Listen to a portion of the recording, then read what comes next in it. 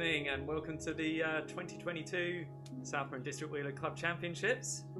I'm Simon Miller, pleased to be hosting and attempting to commentate this evening as we go. Hopefully you can all hear me okay. My laptop's somewhat creaking at the stream, so I hope the stream quality is okay tonight as we go.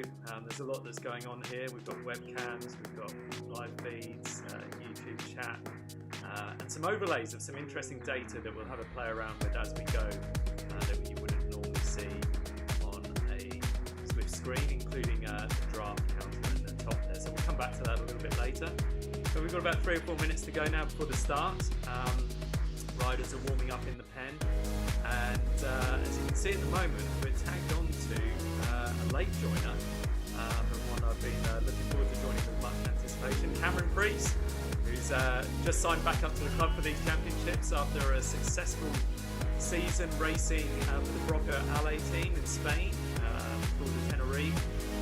Just completed the Vuelta España sub-23, so it's basically like the baby Giro for the Vuelta España, doing extremely well and helping get one of their riders to first place on the last stage. So great season for Cameron, not without its challenges I'm sure, but I understand he's looking forward to continuation of that next season and really making a mark along with some other British riders over there. So great to have him here and someone to really take it to some of our Cat A riders who will be competing overall for the Henderson Cup.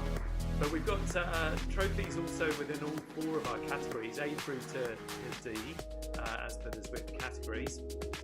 So just to have a look at some of the entrants for those. In categories A through to B here, Chris Parsons Green in good form at the moment. Obviously we've got Rory, Keith, our inaugural champion. Rory, last year's champion, Neil Harris in there as well. Has been doing a lot of Zwifting this year, or not in the races anyway. Focusing on the TT with some massive efforts and club records there. Very competitive Cat B. That's really anyone's guess there as to who that might go to, but I know Rob Burden has been talked up a lot within that. And then within our Cat C and D as well, a strong contingent there as well, including a couple of our female riders, and we'll recognise our first female across the line tonight as well with a trophy, and our first under 16 rider as well. So only a small contingent there. In actual fact, I think probably only Ollie Fussell qualifying for under 16, so all Ollie has to do is make it over the 41 kilometres and the big climbs on a school night before he has to go to bed, and that may be his trophy. So no small ask, I can tell you. But Ollie will still be competing not just for that, but for the Cat D trophy overall. Some of our younger riders with their 1 kilo advantage can really take it to the adults within this. So yeah, two trophies for Ollie to go after there tonight. Right, so we're warming up. Not long to go now until the start, a minute 28. I'll drop myself up on the screen shortly. Hopefully the sound's all good for everybody. Do join in the chat on the YouTube there, keep it clean, but I know some riders will be dual screening tonight. We'll keep an eye on the chat as we go, so a little bit of heckling, a little bit of support. I'm sure it will be received well.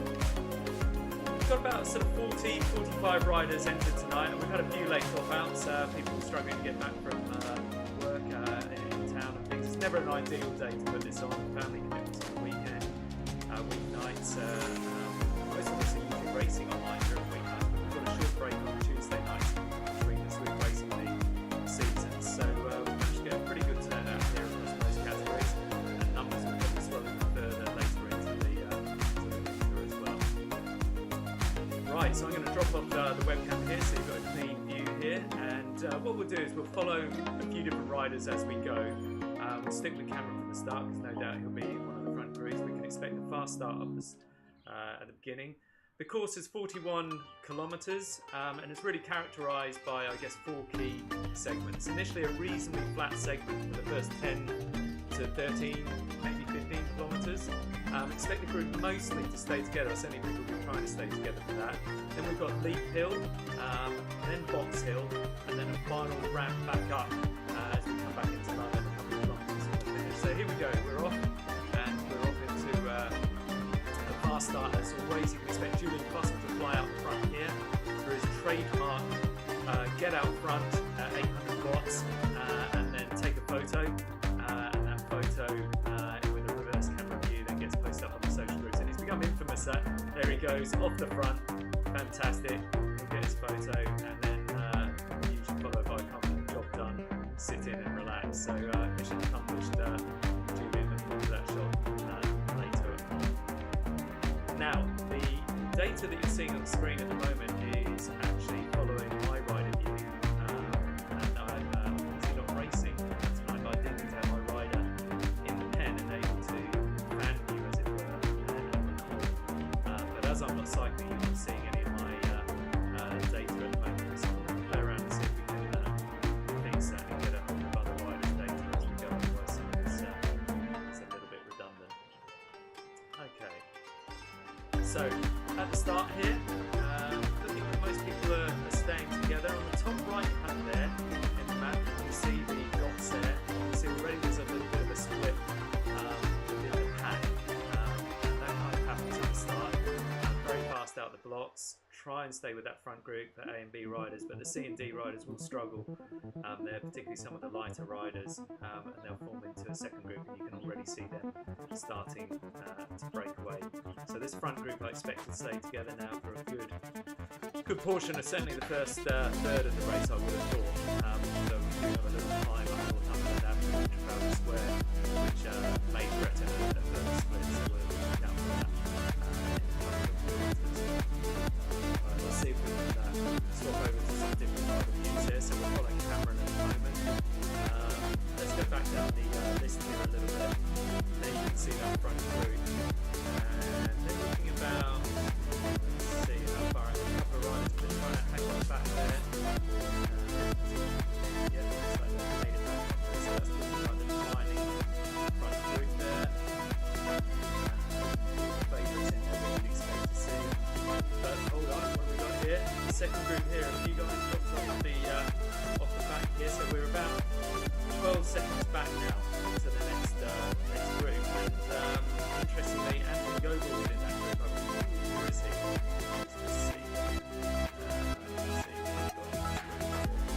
We've got Paul Simmons in there. We've got Elliot Hughes and Ollie Russell. Okay, so that's good. So not a huge group, a load of groups down the front, but it's a good company there for Ollie to catch a draft, and no doubt they'll start to pick some further riders that will help that front group as we go. Muzzy there commenting on a nice easy start, an ironic comment I'm sure, and commenting as he always does at the beginning of the race on what he's just seen beforehand. Classic riding preparation. If it's not a curry, it's something chili, and no doubt some sausages. So, you know, playing by the Ineos marginal gains rule book there for sure. Okay, so those are our riders off the bat. They've got about a 20-second gap now. We can just see on the right-hand side. We're going to jump back in. Let's follow Rob Burden for a little bit into this group. Everyone just trying to catch a draft. Looks like I'm going to struggle to pick up some of the draft data there from other riders' views. It looks like that's just tracking me. So I'm going to shut that down for the time being.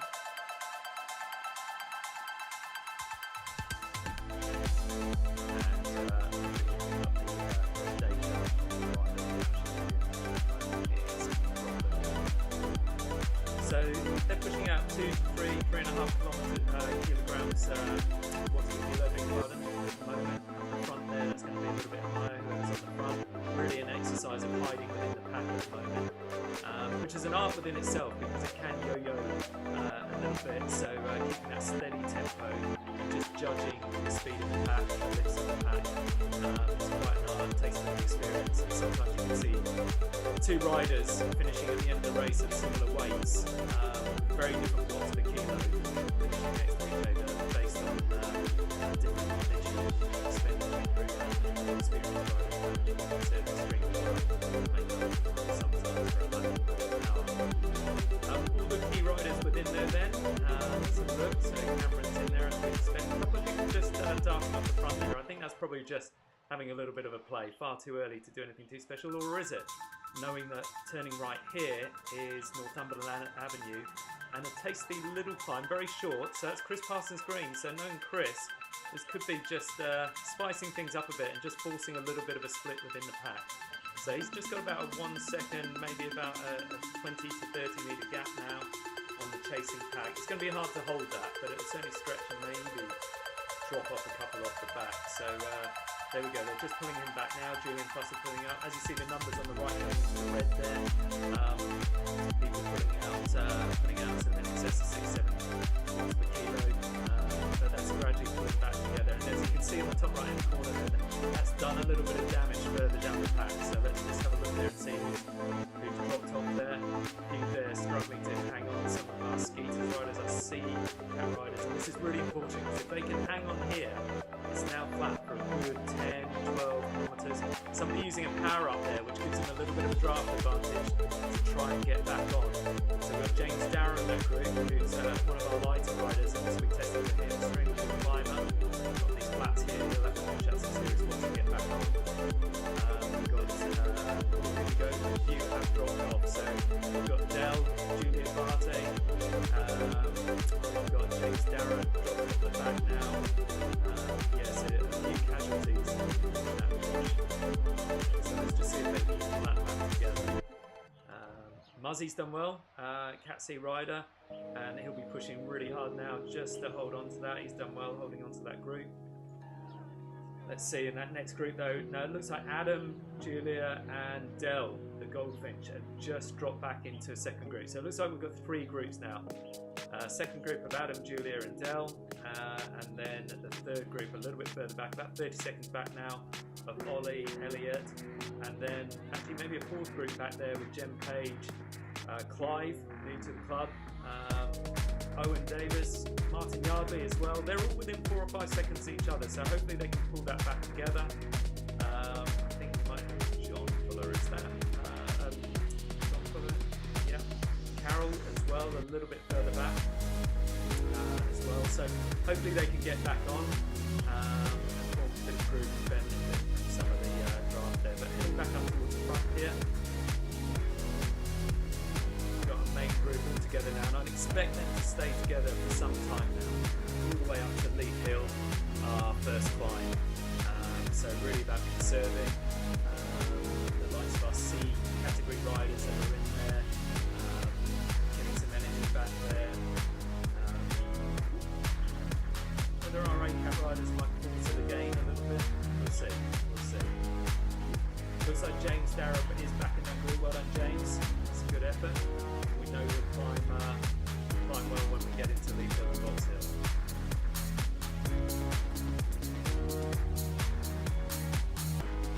Okay, so at the moment we're watching Steve Brown. So the data you'll see in the top left-hand corner, that is Steve's wattage, his RPM, and his heart rate on that. So he's already up at around 160. I expect someone like Tom Moss. Here we go, he's at 160 as well. He's been great for this season online.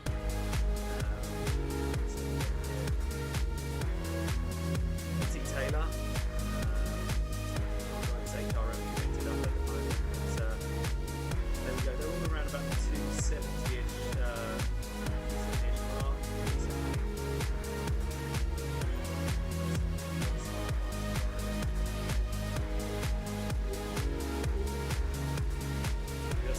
Samuel's one of the heavy riders. He's a great sprinter. Sam's joined us from Belgium, joined the club, races with us a lot. The Bull, as he is known. There we go, he's pushing it at 360, 380 already. Usually up towards the front, often doing more work than he probably should do, but we're very thankful for that in the team events. We've got Keith Henderson in there, pushing out 4.8, and it looks like they're just forcing a bit of a break now up the front there. I missed that, sorry about that. Just got about a 2-second break, and it looks like it's Patrick off the front. Patrick in great form, triathlete, and now cyclocrosser as well, road racer, and very established fitness as well. Very fit, you know he can keep this up for some time, so he's just forced a little bit of a break there. Again, probably just trying to separate out maybe some of the B riders. He'll take it to Rob, but Rob's chasing him down there, so Rob Burnham back up with him. We've got Philip Riley joining us from France. A lot of you know Philip from racing days in the UK, and club riding with us. So he's racing and joining us from France. But it looks like that group sort of come back together. So you can see with a group even that sort of size of 20-25 riders,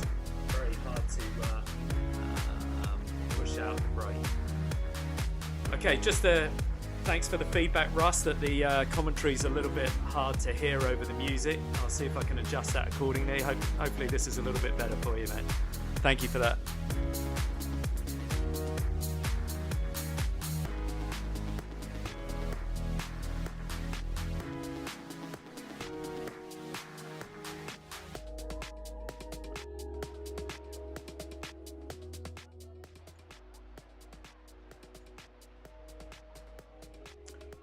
Okay, hopefully you can hear me a little bit better now, and I'm not going to repeat everything that I've said for the last 10 minutes, but hopefully you've kept up with the gist of what's going on.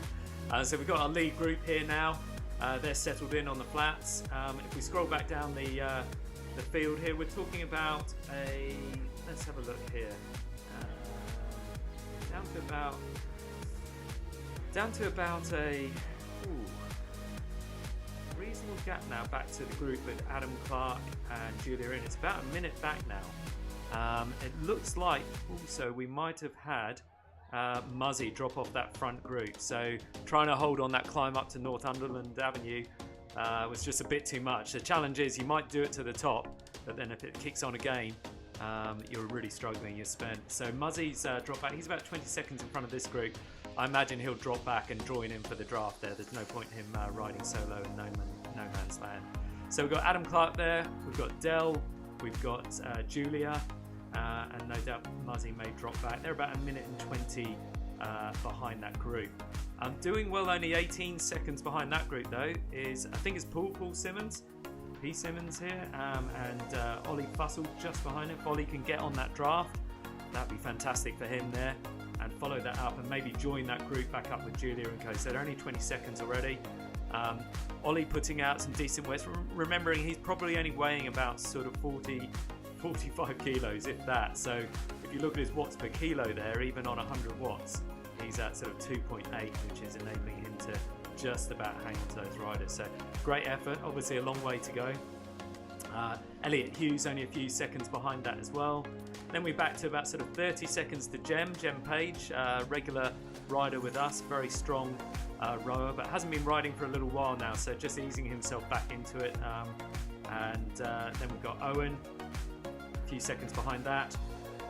Clive, Martin Yardley here's managed to latch on and got a draft with John Fuller as well, so that's good to see. So hopefully they'll help each other and close some of those gaps up.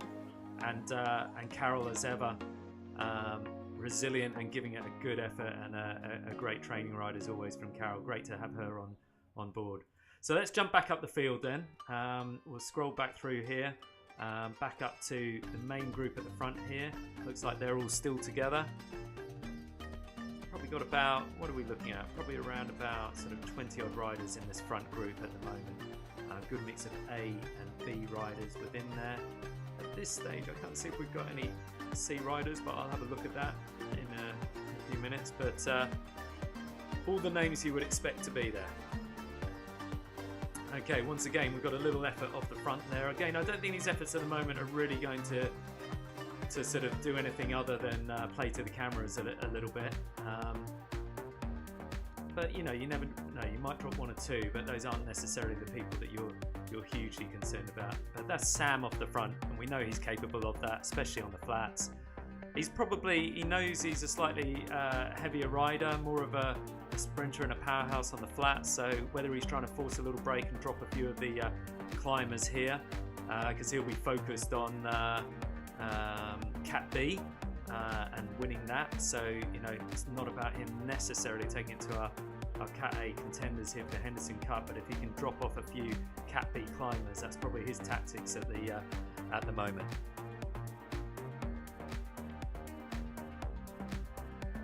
Okay, just getting a few messages in from a few people that struggled to make it just in time for the start line. Shame not to have David Fuller, who would have been a real contender for this, one of our Cat A riders. Held up by the train, so sorry about that, but we'll have some other events for you to go and seek glory during the winter there, David. Russ held on to the front group briefly. He's dropped back now. I think he got himself within Julian's photo, so I think that's what counts, isn't it, Russ? Or did he? Did he manage to make it at all? to see. Right, so off the front now, we've got Rob Burden. He's just come past Sam and putting a little 2-second gap in. Again, I think probably similar situation for Rob. Cat B rider, very strong rider, but carrying a little bit of extra weight up the hill, so his priority will be dropping other Bs, I would have thought, rather than trying to stretch the As necessarily at the moment. But if he and Sam can get together and put a bit of a break in before the climb start, which isn't too far away now, then that could mix it out there. Warren, lonely out there, Rob. A little bit of in-game messaging going on there. You can message privately to each other within the game, and you can also message to the group as well. So here we go. A few little jibes starting to come through.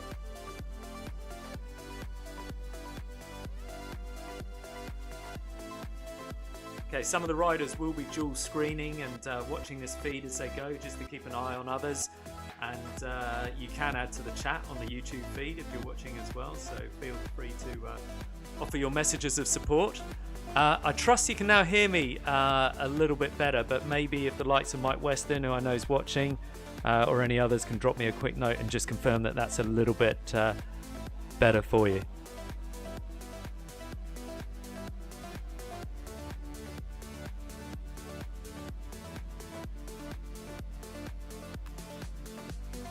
Okay, so Sam and Rob just coming back to the group now, or the group coming back to Sam and Rob. Doesn't look like there's anybody dropped off the back at this stage, but you can guarantee that there will be some off the back here that have had to put an extra effort into hold on. So who knows? They may pay the price later. Neil Harris at the back certainly isn't one of those. He's somebody who'll be hiding well here, calculating it, weighing things up, and getting ready for the climbs. Okay, thanks for that, Mike. Much better. Good to hear. Thanks for that.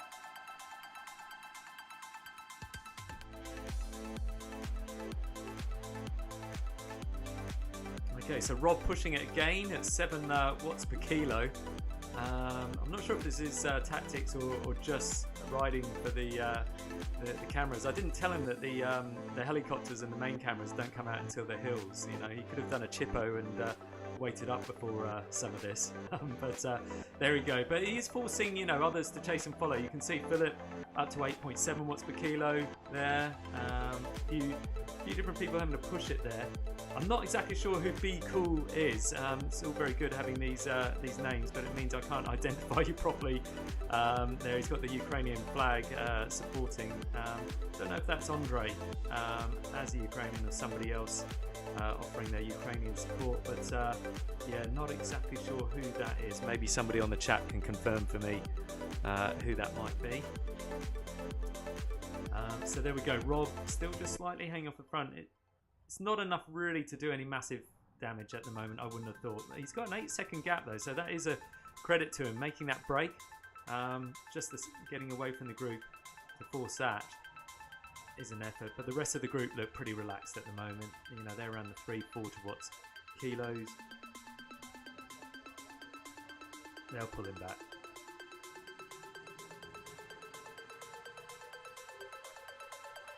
So this is going to be interesting. We're watching Cameron Priest now. He's on about 200 watts. Cameron had to get permission from his coach. He's in a strict recovery period and winter training program at the moment, and ahead of the season next year and recovering from the season this year. So, you know, even efforts like this, which are full-out efforts, don't always necessarily fit with those training programs. So he ran that past his coach, and I'm glad to say he was able to support that, making sure that it factored into his week's training plan. So great to have Cameron here, but it's fair to say his focus hasn't been on Zwift racing for the last year or so. And there is a knack and there is some gamification to successful Zwifting. Sure, you've got to have the power, and you've got to have the racing nous with it. But you need to know the courses, you need to be able to see when the moves come, and it's not always the out-and-out strongest watts rider that wins. So it'll be interesting to see how Cameron plays to that, but I'm sure he'll be there until the end. Great to see Cameron here as part of the 8 Bike Co team, along with Del and Julia, so good turnout there. Julia contesting and at the moment in first place as the best female rider, so potentially at least one trophy in the bag, but let's see. That could be a sweep. Let's see. Message from Julian there. Hello, Simon. He's obviously got time to chat whilst he's also chat and type, whilst he's also taking photos, also riding at a reasonable pace there, and encouraging Ollie on alongside him, no doubt, on the second bike, and keeping all the technology up and running, the stretching their broadband in the Fussell household. Okay, so here we are, about 15 kilometres in.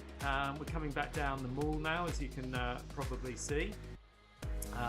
Won't be long before we start going back down along the river, and then we turn off onto the other side of the river into the Surrey Hills, and we start to take on Leith Hill. This modelled, of course, on parts of the Prudential Ride London route. So reasonably faithful to Leith Hill and to Box Hill that we'll take on after that. The escalator that we take down and through the subway to join up with the Surrey Hills, perhaps not quite so faithful, but Zwift have done a good job of combining those into an overall course for us. Okay, so whilst this group's all together, and it looks like Rob Burden at the moment is still holding about 10 seconds off the front group. So if I click on the front of the group, which is about 11 seconds behind, in the top right hand corner you'll see a dot at the head of the group, just about to come around the hairpin there, as we're around Green Park, I think it is at the moment. So that's Rob out in the front there. He might even give a wave to the pack as he goes past. But that's a good effort, holding a 12-second gap. But I'm not sure it's really doing any damage to the tail end of that group. And I'm not sure whether he'll really hold 12 seconds going into the climb. So hopefully he's not expending too much energy there. But at the very least, he'll be doing his kids proud, who no doubt will be cheering him on there in his pain cave.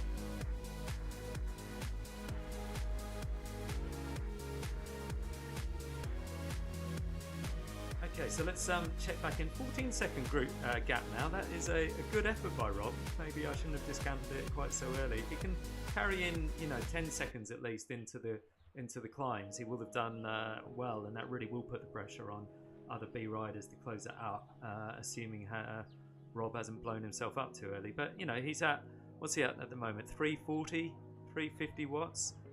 Yeah, that's a reasonable effort to stay out the front there when you consider, if we go back to the next riders here hiding in the pack at 250. So an extra 100 watts there to maintain that gap. So we'll see what happens. So I won't call it too early.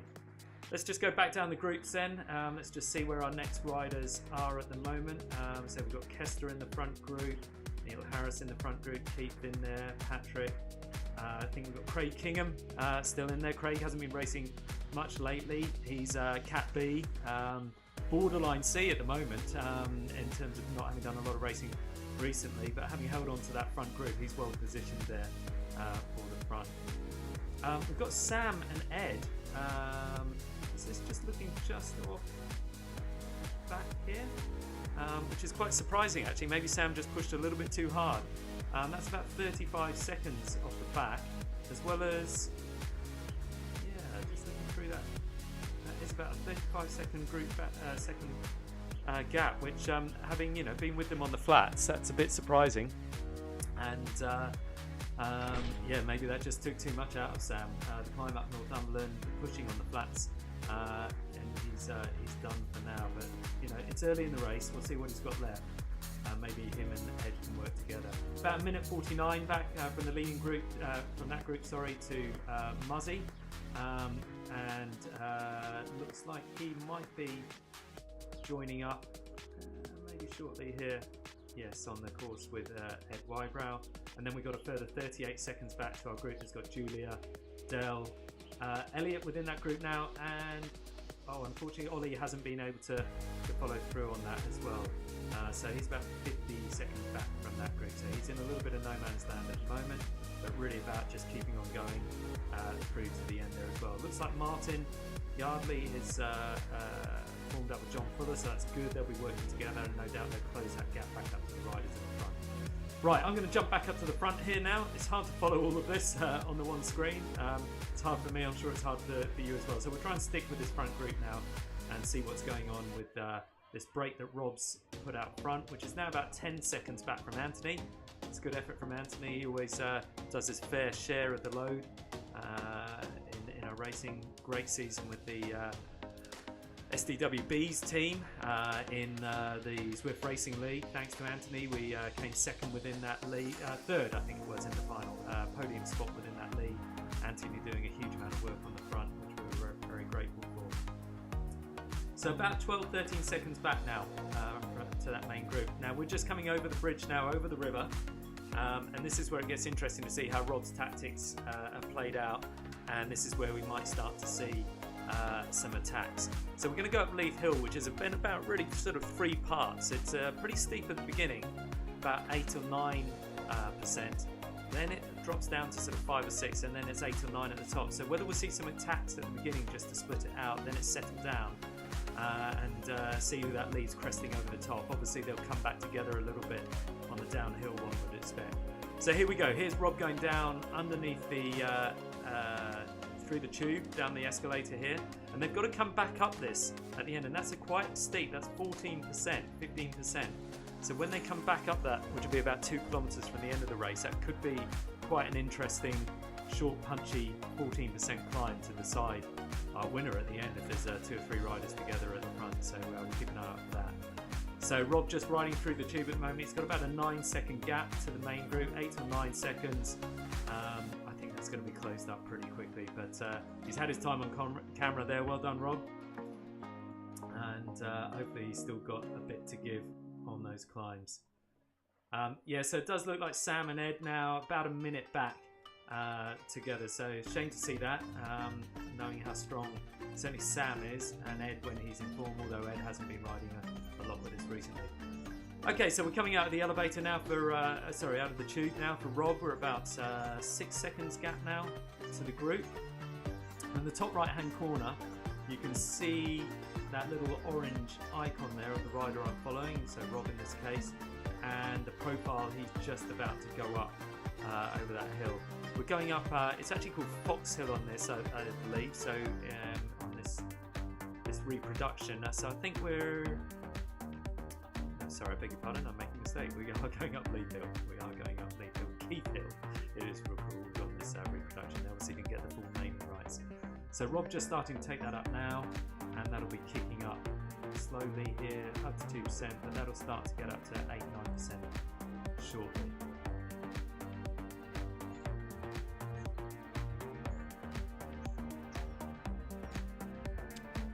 Cheers, message from Simon Rowley. They're in the office, wasn't able to get back in time, but and cheering on and watching the feed. Thanks, Simon, for your support. Next time, mate. Next time.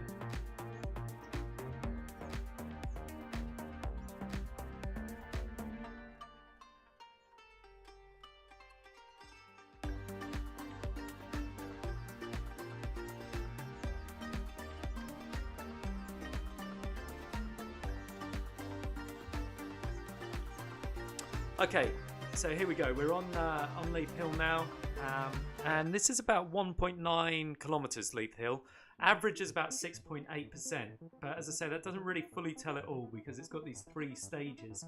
You can slightly see in the profile there.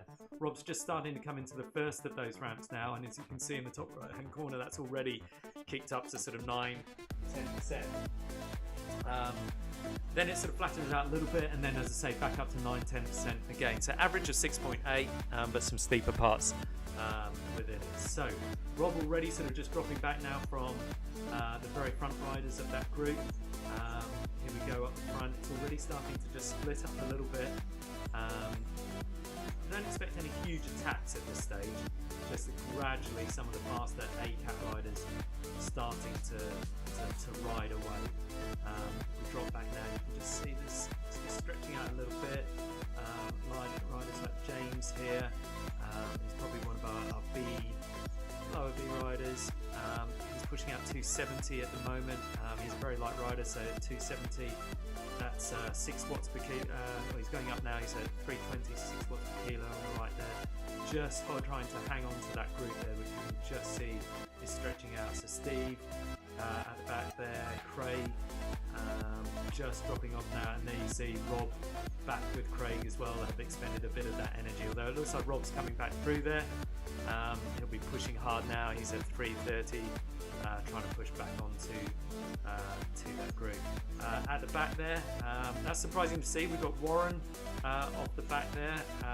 Very strong rider in online riding is Warren, but perhaps a little bit more suited to the flats. I'm not saying you're a porky rider by any means there, Warren, but you're certainly a tall rider and carrying a larger frame than most, which will understandably show a little bit on the rides. But great to have Warren joining us from his new abode in France. And this is a great thing with the online racing. People like Philip Riley, people like Warren, people like Sam in Belgium, friends of the club have been able to rejoin us as well. Right, so here we are back up with the front group. Looks like there might be a little split from that as well. So let's just see if we just go back a little bit here. And we've now got a second group of 4 riders just trying to hang on. So Julian within there, Grant Paling, Steve Brown. Looks like Rob's just hanging on to the back of that group of 4, working really, really hard. They know if they can get back onto that group, particularly as this just slightly levels out in the middle, getting back to sort of 4 or 5%. Particularly if they've got someone like Rob there that can push now on this 4 to 5%, they might just get back onto that group for the last part of this climb. And if they can do that and crest over together, they've got a good little bit of recovery to maybe hold that group then through Box Hill and somewhere towards the end. So you've got Grant, they need to really work together, almost team time trial this here, doing some turns each. Hopefully they can hear me on that. So Grant's at about 3.8, Steve 3.5, pushing really, really hard to try and sort of stay with that group. Julian in there as well, who knows strong, and James Dara as well. Looks like Rob though has dropped off the back of that. He's about 10 seconds back at the moment. Craig a further 10 back, so it's really starting to sort of just thin out this group, Warren and Peasy Taylor. Let's get back up to the front now though. Let's just see if anybody's doing any real damage right up the front at the moment. Looks like it's holding together. This is the front group. Jake in there as well, in the blue jersey there at the back. Great to have Jake in that group. Very, very strong rider. Pete Collier as well, he's in good form, both online and offline. Been racing at Lee Valley in the crits this season, as well as within his incredible, I don't know if you call it a man cave, a pain cave, or just a hole in his garden where he races. So currently he'll be outdoors in the garden with shelter in a hole that he's dug for himself, where his trainer is, where his iPad or laptop goes, whilst his neighbours look down on him. We'll have to get a photo of that up on the group. Okay, and we've seen an attack off the front here. So looks like Keith has gone for it. He's broken out 1 or 2 second gap at the moment, and looks like Cameron is there pushing 8-9 watts per kilo to hold on to him. So this is a great stretcher here. Keith knows this is where he can make a difference, certainly over the likes of Rory potentially, and it looks like if he can take Cameron with him, those two could really separate themselves out from some of the powerhouses further on. Great timing there, well done Cameron, getting on. This is fantastic. So I think we've got Keith in the black there, Cameron in the blue sort of camo top there. And it looks like they've got about a 5-second gap there now to the likes of Chris, Parsons Green, and the rest of the group. Nobody really chasing that, not even Neil Harris yet at the moment. They're letting them go on that.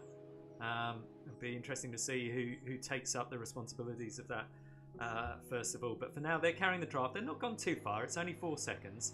And of course, there is a downhill to come on the other side of Leith, where if they've got a group of 15 to 12, 15 riders, they'll make those seconds back up pretty quickly, even on 2 strong riders like Keith. And that weight does come into account on the descents in the same way as you're carrying that uphill on Zwift. It does help you on the descents there as well. So with a draft pack and some heavier riders within there, I'm sure they'll make up that time. But great to see a good early attack, and it's testing the group. And Keith will be, noting what Cameron did there to stay on, and vice versa. So about 7 seconds back, we're going through the sort of 5-6% plateau. It's hardly a plateau at 5-6%, but that middle stage of the climb. And it'll be interesting to see what Keith and Cameron do. They're obviously sitting back in now at the moment, just recovering, just holding that gap. But when we hit that next peak, it's probably about 400 metres. Back down the group, looks like Julian and Matt have done a great job to get back on there, if I'm right, to get back on with that main group. So whilst they've sort of hesitated a little bit, I think that's the case with Julian getting back into there. Yeah, that looks to be the case. So well done, Julian. Fantastic there. Matt Hammond back in within that group. Should point out Ollie Masters is within this group as well. Ollie's a junior. He's over 16, so he's not riding for the youth title tonight, but he is one of our junior riders. And great to have him here. And he's been doing great stuff out on the road this season. I think he's been riding our cross as well. He certainly did last season. Great to have him here as well. And he's obviously a light rider as well. And he'll be in strong contention for the Cat B title. So it looks like we've got Cameron and Keith, and it looks like Chris Parsons Green, CPG, has just broken free of that group a little bit to try and bridge across there. He's about 4 seconds down at the moment.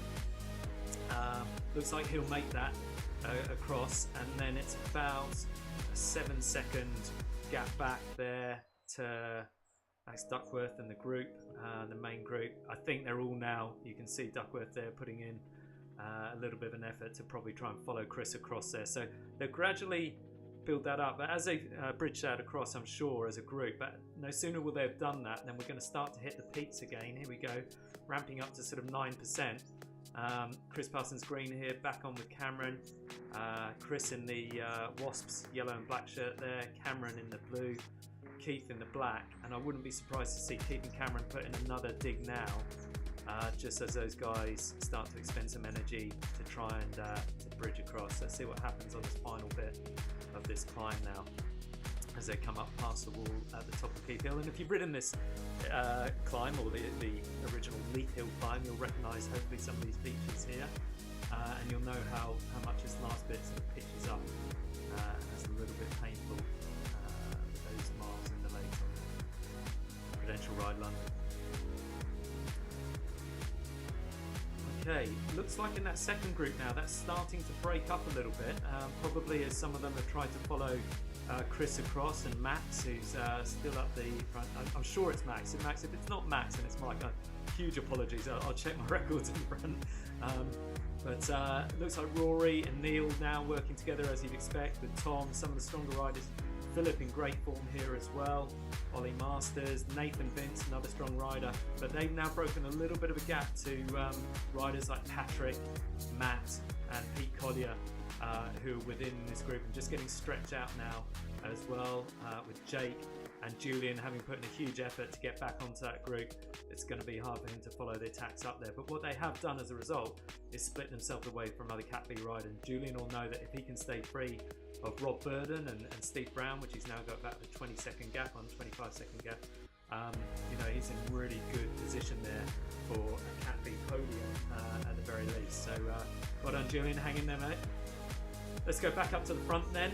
So say Patrick now, we've got Anthony there about 4 or 5 seconds back from Patrick, who's about 12 seconds back from Nathan, and the main sort of chasing group there is now down to about 4, 5, 6 riders. They're about 15 seconds back from the front riders, which now seems to be Cameron and Chris and Keith, with Matt coming in at about 4 seconds, and that's where we're at. I think you can see what I'm telling you, so I'll pause there and let you enjoy.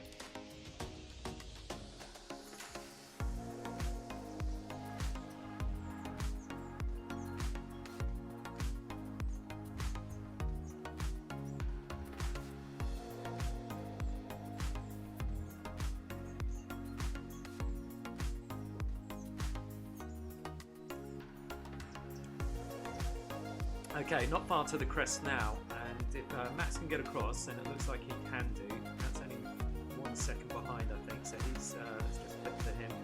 Yeah, and he's brought Neil Harris with him as well. Then if they just get over the top here, they've got a 12-second gap on Rory now, who's putting in, you can see him there, he's putting in 450, 460 watts now to try and get across, because Rory knows that 4 or 5 riders is a decent draft to take down that descent. So this is getting quite interesting now. Well done to Matt, just bridging across there. Neil probably just had it all under control there, knew what he was doing, and Neil's been quite sly there. I mean, he's been saving Watts right from the start there, done only what he's needed to do. So this is quite interesting as they come through the banner at the top now and start heading down the descent here. So we've got a little effort by Cameron and Chris over the top there. Only a couple of seconds gap, not enough to really hold that, but you know, by doing that, he's pulling Neil and Matt and Keith with them a little bit just to keep that pressure on Rory, who, let's see, well, Rory comes over the top now. What his gap is, it's about 15 seconds. Rory using his power up. I think everybody got a power up at the start, or just as they cross one of the segment lines at the start. So people will be using those in different spaces. Rory's using that now to just give him a little bit of extra draft. That's the band draft power up to get back on. And he's going to have to work quite hard on that descent for a 15-second gap. He really needs someone to come across and join him. Looks like Ollie Masters is about 10 seconds back. Tom Moss further 10 seconds back from that, although he's got Philip Riley with him, and he really needs a few of those to really push on and get back onto that group. So out front now, group of about 5 riders, as you can see. When you get over about 55 kilometers, you end up in a super tuck position, which just makes you a little bit extra aero within that. Means you can kind of freewheel and be aero within the slipstream of others. Just need to be on it though as well, because if somebody's pedaling and putting out the watts whilst you're doing that, they can actually break away from you a little bit. So it's not always the best position to be in, as it certainly needs to be wary as you come into the bottom of the descent. But they're all pushing out sort of 73 kilometers per hour now, feeding off the draft of each other in those aero positions. If we go back to Rory, 20 seconds down, without the benefit of others there, he's similarly in the aero position, and he'll have a little bit of extra weight over some of those riders like Cameron, yet he's only at 63, 64 kilometers per hour, coming up to similar sort of descent gradients at 10%. So just goes to show you, you know, he's got his work cut out, and as much as he wants to pedal and push out watts here, it's really not going to make a massive difference on that sort of gradient. He'll probably get back on it very shortly. Cutting a mean figure there though with his disc aero wheel on his Venge bike. Ollie about 9 seconds back now. Ollie is trying to pedal on hard there. He's pushing out 500 odd watts because he knows if he can get back onto Rory, that's his best chance. And I think at the moment Ollie is the first place Cat B rider, so if he can hang on and stay away from the likes of let's see who we've got further down there, Pete Collier, Matt Hammond. Yeah, he's in a really good position, Ollie, for the Cat B title. But not if he has to do all that work himself. So he's working really hard there. He's only 5 seconds back from Rory. Rory can probably see that and knows it's probably not worth. He's probably got more to gain by just waiting up slightly for Ollie to get on than he has by trying to push on himself, because you know the guys in front now 37 seconds ahead. So let's just see if Ollie gets back on. Not far behind Ollie is Nathan Vince and Tom and Philip Riley. And you'll see they're at 74, 75 kilometers per hour as they're benefiting from each other's draft. So good chance by the time we get back down to the bottom, we've got Patrick, Nathan, Tom, Philip, Ollie, and possibly Rory coming back together not long thereafter. And if they can start working together, and if the front group slack off at all, it'll be interesting to see what they can do. But we are out now to sort of 49 seconds off the front, so these guys, you know, they're benefiting from each other's draft, and you know that they'll push on. They're just reaching the bottom now. We're down at sort of 5% descent, so still benefiting from the descent at the moment and freewheeling a bit. But as they just start to come into the flats in a second, you know that they'll just push on to press that advantage and really sort of sap the hope of that second group, because once it starts getting up towards a minute, you know, I think they'll know they're racing for places and points, not podiums.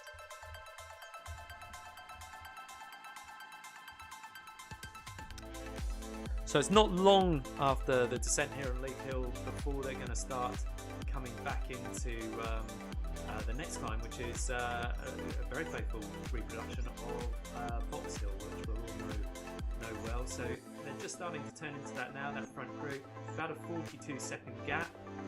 Ollie Masters now back together with Rory. It looks like, so well done, Ollie. Fantastic effort there. 5-6 seconds to Tom and Philip, so I'm sure they'll and Vince, well done. So the four of them, I'm sure, will push hard to get back on there. But then back down about 40 seconds to Patrick. Bit of a gap then, 16 seconds back to Pete Collier, Matt Hammond, and then we're just really starting to get spread out a little bit. People, Jake Thomas, Julian, further 6 seconds back. Julian's got a group there with Rob, who we know will push hard on this section. So yeah, that could come back together with Steve as well. Anthony a little bit further back, but with a good group with Grant and Kester. And it looks like James Dower is trying to get back onto that, and given his lightweight on the Box Hill climb, could do well.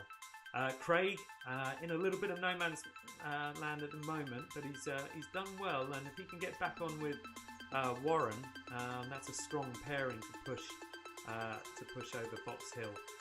We're then about a couple of minutes back to Sam, really paying the price for some of those early efforts, and then Muzzy. But Muzzy could be in one of the stronger Cat C positions. I'll go offline in a second and just work out who our leading Cat C and D riders are, so that we make sure we can recognise their efforts. Julia pushing hard here. She's got the advantage with Dell at the moment. Yeah, it looks like they're probably riding alongside each other in the Pain Cave and riding alongside each other online as well, helping each other out. Julia looks in a strong position there for the women's title. And if we go back down the field quickly, looks like Jen Page, a little bit of gap over Owen, Clive in his first race with the Wasps, Martin Yardley closing the gap a little bit to Clive, about 30 seconds back, but still they're pushing hard with Julian and John Fuller. They'll be fighting out for the Cat D title, and Ollie Fussell still holding about a 30-second gap to them. So well done, Ollie. Looks like he's about halfway up Leith Hill at the moment. So just keep on going, Ollie. Once you're over Leith, you know what to do from there. And then we've got Carol as well, just coming into the lower parts of Leith Hill and going well. So let's jump back up to the front. Hopefully I haven't missed any of the action there. We're just skipping on through the riders. Yeah, and it looks like that front group is back together with Rory's second group now about 50 seconds down as they go in to start to get ready to go into Box Hill.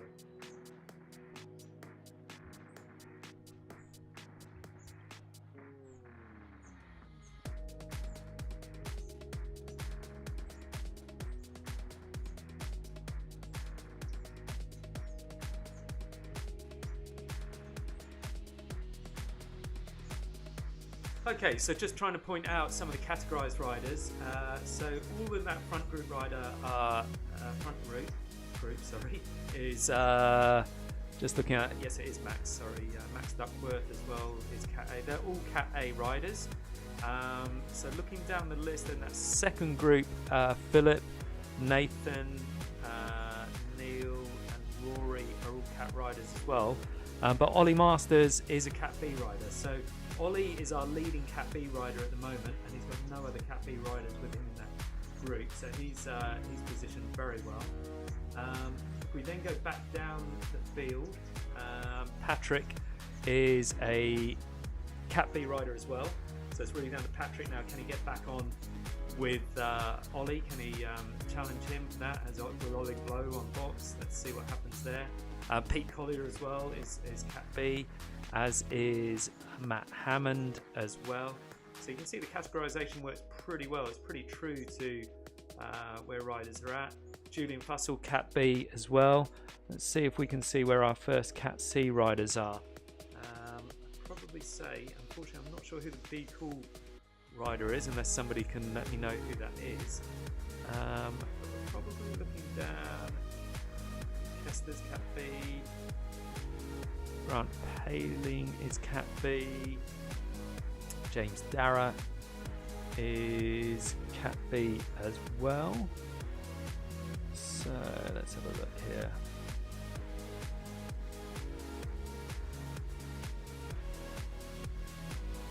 Warren, one of our Cat A riders. Craig Cat B. I think Muzzy is in first position at the moment in Cat C. It does look to be the case, so well done Muzzy. With Adam, our second Cat C rider. So if I've got that right, Muzzy's got about a 40-second gap over Adam and Ed, who are also Cat C riders, and Elliot as well. So yeah, the form pretty true here. There's Muzzy taking an aero on the downhill, but he's got a good break, about 40 seconds.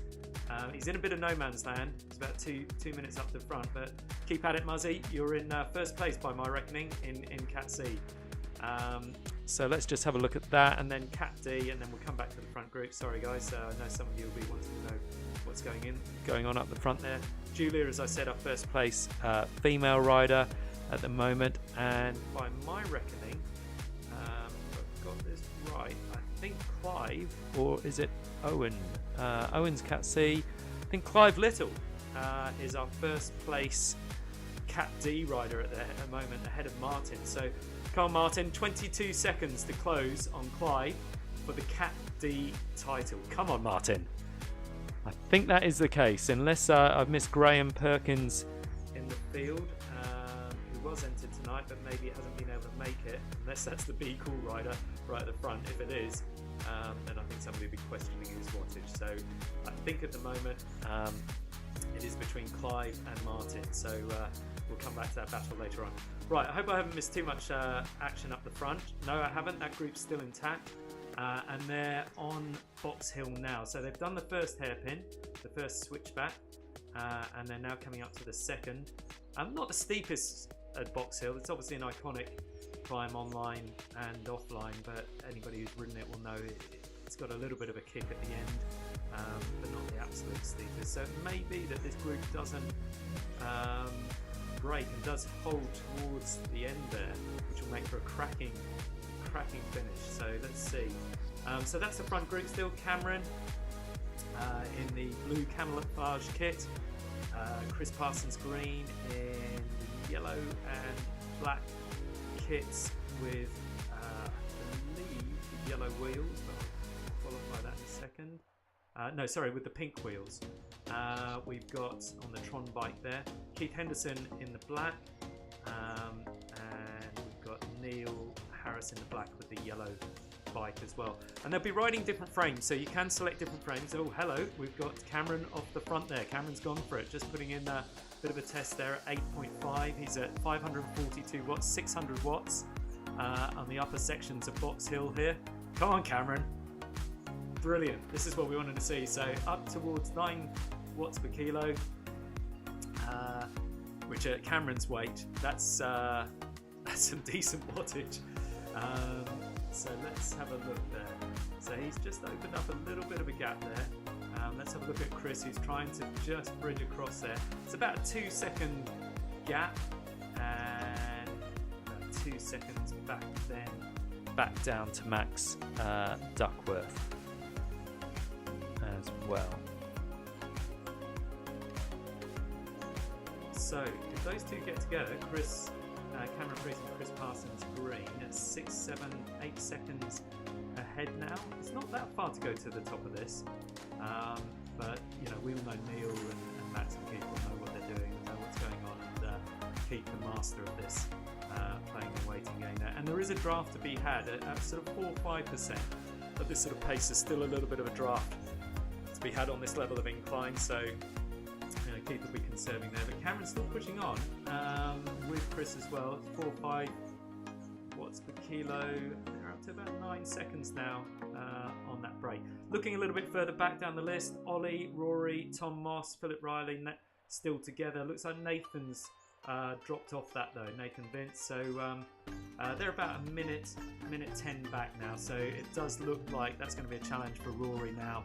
Of course, holder of the Henderson Cup, Keith the winner in its inaugural year, Rory winning in a fantastic finish on the Richmond course last year, but it looks like this course hasn't done him any favours despite the healthy bribe that he paid me on course selection. Sorry about that, mate. No refunds, of course.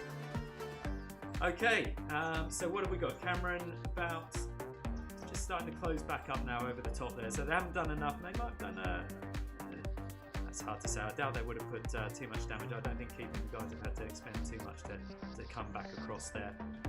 Flattens out a little bit here as they come under the banner at the top of Box Hill. We've got another little ramp just before we hit the descent.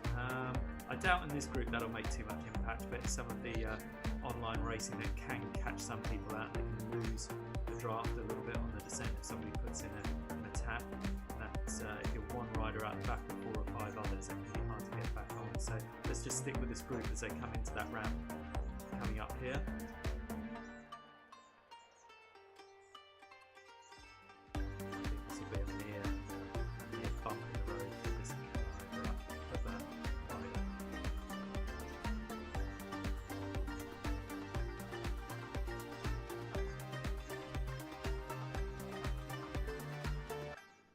Here we go. Does briefly pitch up to sort of 10%, and there's a little split at the back there, but as long as there's one of the two of you together off the back, you're probably always going to bridge back on if there's only 2 or 3 in front. It's just if you're left out, hanging out solo with the other 4 going together, that you need to start to get worrying a little bit on the descent steep on this Box Hill. So Cameron's just got a little gap over there, but no, that's nothing to worry about. So all of those riders are going to come back together on the descent now. And it looks like they're going to get to the bottom of Box Hill. They're going to turn back up under the underground. When they come on the other side of the underground, they're going to be back up that escalator up to Tower Bridge. And that is steep, and expect a kick and some fireworks there. Could come back together over Tower Bridge, but a really strong attack there. And I suspect they'll all have it in mind, either to make it or defend it. Could enable somebody to carry it through to the line, as it's only about, after they come out of that escalator, a kilometre, just a little bit over a kilometre to the finish line. So they'll be recovering now on the descent. We'll come back to them in a second. Looking at the second group now, Rory, Philip, Tom and Ollie. Looks like they're hanging together, so Ollie done really well there. And as our first Cat B there, he's looking in a very strong position. 38 seconds back to Nathan, who's dropped off that group. And then a further 38 to Patrick, further 23 to Matt Ham. So this really is sort of littering the field all over the course here now. We've got to get back to sort of Pete Collier, Rob Burden for our next Cat B. So looking in a very strong position there for Ollie Masters, which is a great effort as one of our junior riders, and well deserved. Matt Hammond there, one of our B riders as well. So a good fight there between Patrick, Matt and Rob Burden, and Pete Collier for Cat B. Rob Burden only 26 seconds back with Julian. They've also got the B Cool rider in there as well, and I think it's Andrew Simmons as well. So yeah, it's a decent group to be descending with. So it could be that they start to pull a bit of a gap back onto Rob. We'll see. But fair play to Pete Collier and Matt Hammond. So we'll see. But fair play to Rob hanging in there after his efforts on the front. Then we're starting to really sort of split up and break up as we go down the course. But let's just go back down towards, let's see, where are we? Towards Muzzy. See how he's getting on. Julia there, doing really well. Now, actually, I should point out, this was remiss of me earlier, Julia is Cat C as well. So she's leading the women's category at the moment, but she's fighting it for Cat C as well. But she's about 2.5 minutes back, 2 minutes 56 seconds from Muzzy. So Muzzy's got a good break on Adam Clark and Secret Seller, where of course we get a SDW member discount. Thanks Adam for that, and for supporting us with some prizes through the year. So make sure to get down there and get your festive drinks in. Some beautiful high-end stuff, but some good table wine as well at good prices there. Some expert advice. So hopefully that advert's me a bottle at least, Adam. But well ridden there, mate. 36 seconds. And back to Muzzy, so go on, push on, mate. And he's got some company there in Ed as well, who's in Cat C. So a little bit of drafting advantage. And if they can come over box together, Maybe then close that back on Muzzy. It all depends on how many sausages Muzzy has had before the race, of course, or how much chili. Right, here we go. Let's get back up towards the front of the race. Oh, actually, I will just, whilst I'm down here, just check back in on Martin. How's Martin doing? Oh, he's about 50 seconds to Clive now, but of course, anything can happen, particularly within these categories in terms of people exploding, to be quite frank, on some of these hills. So hang in there, Martin. Not over yet. A minute to Clive, who's doing brilliantly, and Ollie still going strong there as well. Only a minute 50 seconds behind. He's just coming over the top of Lee. So a bit to go there, but hang in there, Ollie, doing a great job, and Carol as well. So let's scoot back up to the top of the list. There we go, Warren coming back up through Box Hill. Lovely Bouvray, France, if that's how you pronounce it. France. There we go, there's my high school French being tested already. France, he's obviously based in the South France now and takes part with that team as well on French time zone races as well. But he's partnered up there with Craig, so the two of them might be able to close that gap back up to James, who's up ahead as he's up to the top of the Box Hill. Right, so back towards the front there. Our second group is on the descent, and oh my gosh, my apologies, but we've missed the escalator on the front group already. That's really poor form, but it looks like they will come back together, and we really are into the finish now. Not far to go at all. Chris Parsons Green has gone off the front. 300 metres to go. We've got Keith only 1 second behind. They've got the benefit of the draft. They're closing in fast. Let's pick up on Neil and Keith. Are they going to make it back onto Chris Parsons Green? Looks like Chris has put in the attack and might well just have done it. Neil coming in there on second place. Cameron in on third. It looks like it's looked fantastic effort. My apologies for not getting back there just in time, but fantastic effort to Chris Parsons Green, our champion by my reckoning. Well done, mate. Well done. Now I've got to just do a little bit of manual intervention here to flick back to the next group.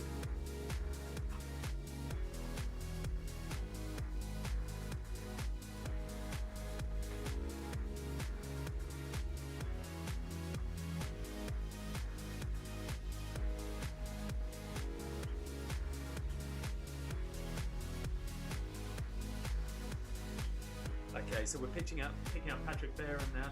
It's all very manual, trying to follow the riders, as you can see, sort of clicking through. So it's a bit hard, and particularly as riders cross the finish line, they then effectively exit the coverage. So I have to manually through the app pick up another rider. In this case, I've picked up Patrick. So let's just see him coming up the escalator now that the other riders would have before, which I apologise that I missed there in the coverage. A real faux pas there as we were looking down the categories, but important that everybody gets a little bit of coverage. Well done to Chris though, that's a fantastic result there for him. As you can see, that pitches up 14%, so Patrick there just climbing back up through. If we just go back up to the second group this was now, so after that first group, looks like Rory's made a break there away from that group, up that escalator. Ollie just on his tail, Ollie Masters chasing him down. But it looks like Rory will pick up first place from that second group with Ollie pushing on through. Tom Moss just come over the top of him for the final sprint into the finish line. Philip Riley there as well as he looks on with Ollie taking our Cat B title. So well done. Again, congratulations. If I've called it correctly, and I will have to check the results, so apologies for that, but it looks like Chris Parsons Green is our winner, taking the Cat A title and the overall Henderson Cup. And by my reckoning, it looked like he'd taken that from Neil Harris and Cameron, as far as I could work out, but I will have to qualify that later. Okay, so moving back down the groups now, let's see if Rob can make a move now back up on Pete Collier as they come up out of the elevator. Rob there, he's got about 10-second gap to Pete. Pete's just in front here as we click over to him, just chasing down Matt Hammond.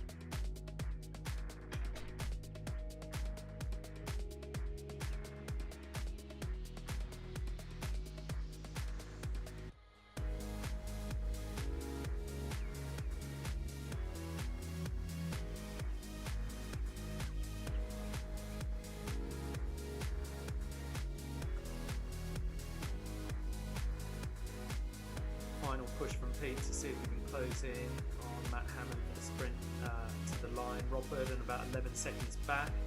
We'll go to him shortly. Looks like a good battle between Julian and Andrew Simmons going on there behind them as well. Looks like Patrick's just crossed the line. Well done, Patrick. I think that's a podium place in Cat B, certain. Pete just pushing on now. I think Matt's got that at a 3-4 second break over towards the finish line now. As Pete can, it's up around some 5 watts per kilo. So it looks like he's got that.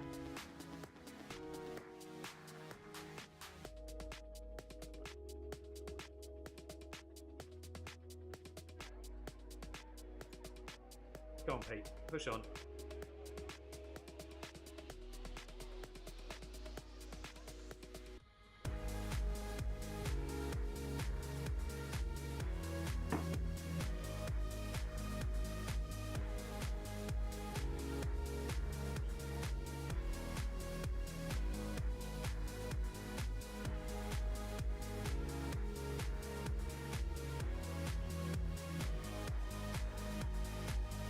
Well done, Pete. So just coming over the finish line now.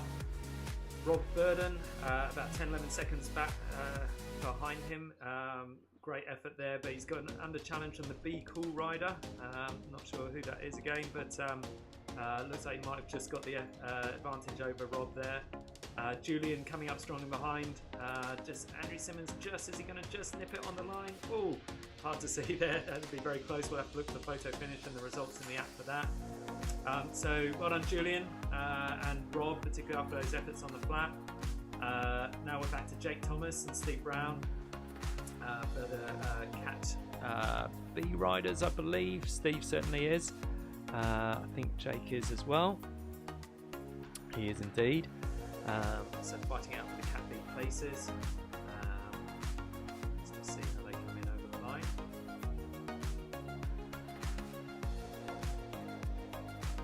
So Steve in the yellow, Jake in the blue. Steve just quietly there, but there we go. Out of the saddle, we can see Jake going for that now, pushing up to 460, 500 watts towards the finish. Steve, he's got his power up there, Steve has, so he's getting a little bit of extra draft. He's obviously saved that right to the end, and he's now also picking up the draft of Jake as well as he comes into this with a slingshot. Has he got the WhatsApp 400? He has, so great sprinting there from Steve Brown. Well done, Steve, great finish, all on camera as well. You can snip that one and share that with the kids. Steve's son, of course, just set an outdoor velodrome 1-hour record in New York State recently as well. So Steve extremely fit, and the genes have passed through to his son as well.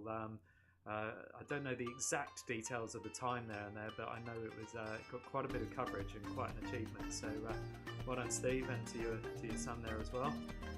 Grant Palin coming across the line. I think we've got Anthony Goebel's just finished as well. Grant, one of our Cat B riders. Good effort, Grant.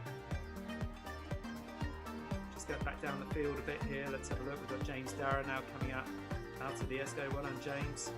Finished ahead of some strong riders there. Done well there to finish ahead of Warren, assuming you do that is. So keep at it, James, because Warren's only 10 seconds behind. If you're watching this,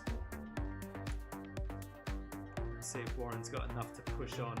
I'm sure he'll be listening to the coverage as well, and if he can hear this, maybe we'll see an extra little bit of kick there, see if he can close that 9-second gap back to James. He's certainly got the watts per kilo, being a larger rider than James on this last flat section. He can lay that down. So let's see what he's got. Go on, Warren. LA.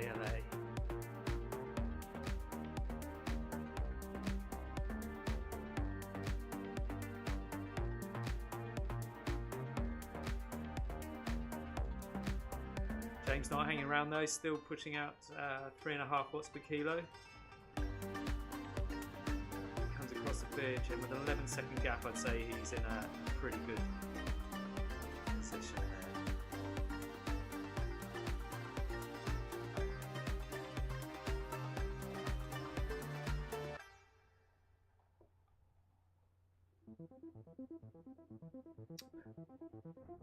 Now, word has it that Muzzy might not actually be on the front of the C's, that it might actually be P. Taylor. So I've just been informed. My apologies there. And P. Taylor's got a decent gap on Muzzy actually, so great effort from Muzzy nonetheless. But it looks like we've got another Cat C rider a little bit further up, so we'll come on to him in a second. Looks like James has got this sewn up as he comes across the Tower of London ahead of Warren. There we go, he's about 10 seconds back. We've got Craig and P.T. Taylor then. Craig Kingham battling out here with Craig in Cat B, although Craig hasn't been riding much online for a little while now, so that was always going to be a bit of a challenge holding onto the Cat B riders, but he stuck with them into Leaf Hill there. But great effort from, I think it's Paul Taylor, if I've got it correctly, from Paul Taylor as our first Cat C rider across the line there, it looks like. So I think we've got Craig in the black and yellow there, Paul in the grey. Well done, Paul. Sorry for omitting that throughout the race. A bit hard to tell who's who here without the category information on the screen. A great effort there to be about 3 minutes ahead of the next Cat C rival, which is indeed Muzzy. So great effort.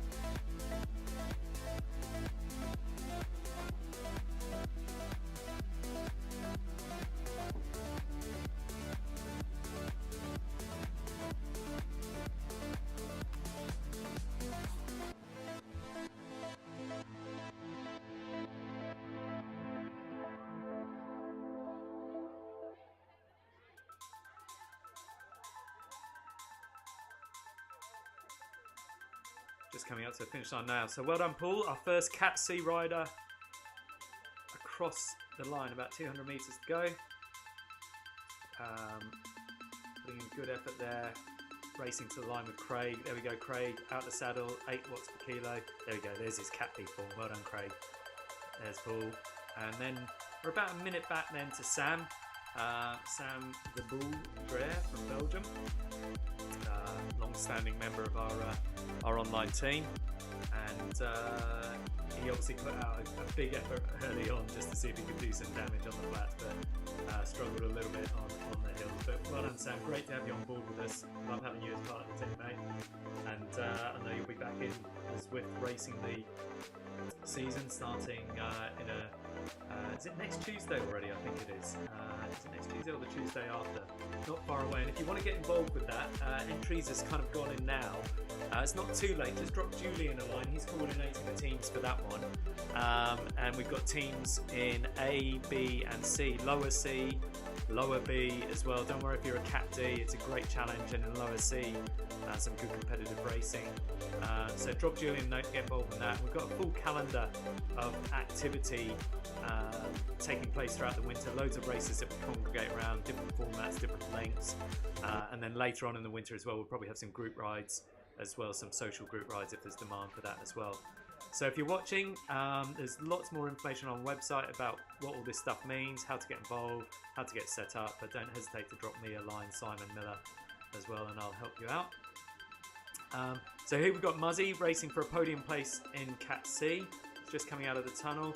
Looks like he's got about 1 minute, 1.5 minute break on Ed and Adam, who've been working together well on the descent and no doubt closing that gap a bit. But I think Muzzy's got that sewn up for a runner up in Cat C by the looks of it. So well done, Muzzy.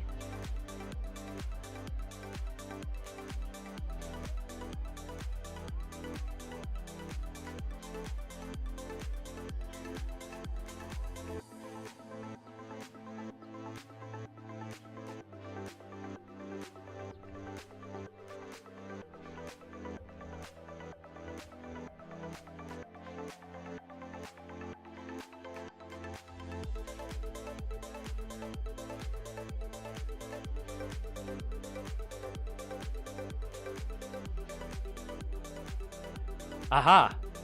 Right, Be Cool. Be Cool's now on our group chat. So we all congregate on Discord, which we use as an online chat platform for a lot of pre-race banter. And sometimes during race banter as well. We have voice chat on there and we talk to each other during the race, particularly helpful with team tactics. And the post-race banter's already kicked off here as well. And I've been able to confirm that B Cool is Simon Tully. So well done, Simon. I don't think that changes my calling of any of the results categories, I don't think. But if it does, then all for you for using a tricky name there, mate, within the coverage.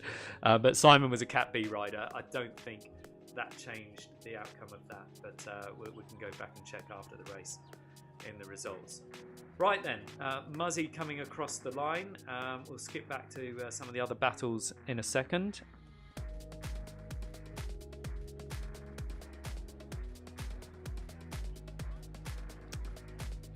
Starting to see some photos coming through of Ollie as well, who's still going strong. I can see him riding in the Pain Cave on the Watt bike. I'm sure he's there until the end. Rob Burden just saying in the chat, did I get on TV? Well, you certainly did, Rob. You can snip that. You don't need to show them the rest of the race. Just share that with the kids and keep it for the grandkids, mate. Well done. And I'm sure Julian got a photo of you somewhere near the front as well. Well done, Muzzy. Tough course that. Big climbs, 41 kilometres on a Tuesday evening. I bet you're probably commuting into the office early in the morning as well as by bike, as you do through the winter rides into London through all sorts of conditions. Early mornings in there to Amazon HQ. So well done, Muzzy. Great effort there.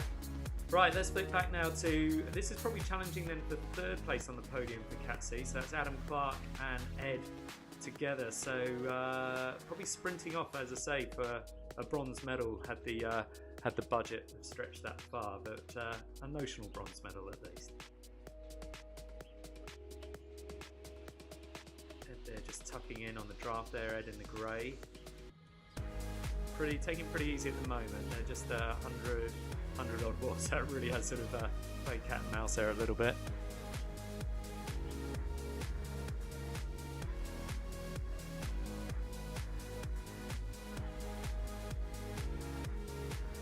And it looks like whilst he's been playing cat and mouse, Adam's just stomped on it, and at 4 or 5 watts per kilo, laid down a mark now. He's broken out a good 40 metres, 4 seconds on Ed. There you go. He's got the commentary on and heard that there was a paper bronze medal up for Garrett Krabs. So well done, Adam. Push on through, mate. Make sure of it. You've got a 5-second gap now over Ed. Well done, Ed. I know Ed hasn't been riding for a little while, so good to have you back in the game, mate. Look forward to seeing you through the rest of the winter season. There's Adam looking particularly svelte in that kick and bike combination. You can even get yogurt pots online as well. That one making it through to the end though. Okay, going back down the field. Here we go. We've got Jem Page a little bit further back down. He's about a minute and a half back from Ed, coming out of the tunnel now. Julia pushing on as well. I can't see Dell anymore. Whether Dell's dropped out, whether he was lead out man, did his job, and packed his bike away after he'd towed Julia up the hills. If that's what it was, it might have been vice versa, who knows. But well done, Dell. Thanks for taking part, mate. It looks like I can't see him there to the end unless I've missed him somewhere. So it looks like Julia's on her own to bring it home. Fantastic season for Julia. If any of you have been following her journey in Cycling Weekly, as part of a training program, setting some really ambitious sort of stretch goals, and a number of them that she's managed to achieve, but certainly huge progress, and doing all different types of riding, from Roubaix Fondos to, I think there was some circuit racing in there, time trialling, being a very active member of the club, and always active online as well, both on Wahoo RGT and Zwift. And great to have Julia on there. I know she's been an inspiration to others as well, and had great support from our other female riders, some of whom wanted to make it tonight but couldn't. People like Emma, who I know is coming back through injury a bit at the moment. So Emma, we look forward to having you back riding with us soon, who's also had a great season across many different formats of riding. So Julia looks set to finish well up the seas, but also take our women's title for tonight. which although only a small field, still a hell of a commitment, and you can see just in the numbers that Julia's put out over a 41-kilometre course amongst some of the company there. That hasn't deterred her from putting in a full effort nonetheless. So thanks, Julia, thanks for being part of it, and hopefully give me inspiration to a few others to join. We'd desperately like to grow the women's area of the club, and in fact all sort of diversity through the club and the online riding in particular as well. So if you've seen a bit of this and want to get involved, give me a shout. It's a very welcoming crowd, and there's a place for everybody to get started and feel the pain and the suffering together. So Julia coming up towards the finish now. Then we're back to Owen Davis. I think Owen's just recently joined the club as well. He's certainly joined the online section in the last couple of days, so that's great. Great that the online racing is helping grow some of the numbers. We've got particularly attractive online memberships, so if you've got friends at other clubs and they want to join us just for the online section, it's only £5 for the year. I think at the moment, pro-rated to the end of the year, £2.50. I don't know much better value in life at the moment than £2.50 to be an online member amidst the cost of living crisis and join the SD WASP. So £2.50, you can come and be part of the fun over the winter, £5 for the full year. That enables you to be an online member. You can still be your first or second claim member of other clubs without that affecting that or any BC implications, but who knows, it might swing you across, as it has done for a number of others, to be a full member as well. So you can find information from that on the website, and it'd be great to have you on board and part of some of our team racing. So do spread the good word from the good book that is SD Wasps Online Racing. Right, we've got Paul Simmons as well coming up into the escalator as well, about 16 seconds behind Owen. So let's just check back on our Cat D placings as well, because we're still fighting it out for the Cat D title.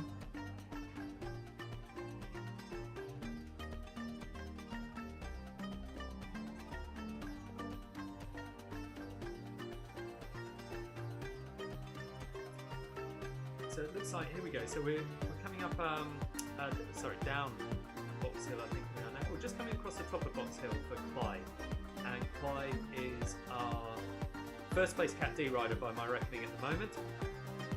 He's followed by Martin Yardley and John Fuller, and it looks like they've paired up again. Now, with about a 2-minute gap to Clive, I'd say he's in a pretty good position now. Clive's just joined the club, just joined the online cycling as well, so welcome Clive. You may find yourself in an upgrade not long after this, the Cat C, but well done for joining, taking advantage of that, and fantastic effort to John and Martin as well. Great result, Martin. I know you've been pushing strong throughout that, working well with John there. Great to have you taking part. It's not an easy course, this one, and not a short one either.